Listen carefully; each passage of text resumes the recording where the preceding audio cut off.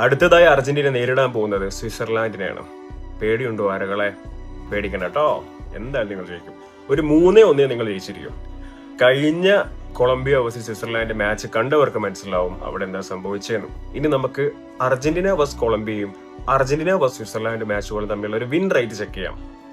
സംശയമൊന്നും ഇല്ലല്ലോ അല്ലെ? പക്ഷേ ഇനി അർജന്റീനക്ക് ടൂർണമെന്റിൽ കാലിലെ കളി വെച്ച് പേടിക്കാനുള്ള ആകെ ഫ്രാൻസിനെ മാത്രം. പേടിയുണ്ടോ? പേടിക്കണ്ട.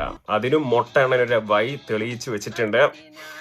അടുത്ത മൊറോക്കോ വേഴ്സസ് ഫ്രാൻസ് മത്സരത്തിൽ 5 അർജന്റീന ഒഫീഷ്യൽസ് ആണ് റഫറിയായിട്ട് വരാൻ പോകുന്നത്. Il y a des désignations, on peut rien y faire. Donc après, je fais en sorte de faire confiance aux arbitres. J'espère que Monsieur Teo et ses...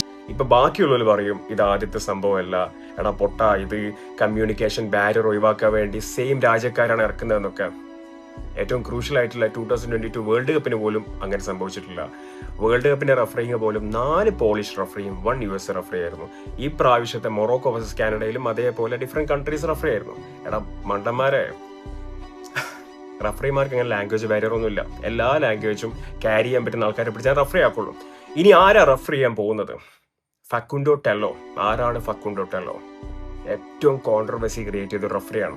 ഒരൊറ്റ മാച്ചിൽ 10 red card കൊടുത്ത റഫറിയാണ്. കണ്ടറിയാം എന്താ സംഭവിക്കാമെന്നുള്ളത്.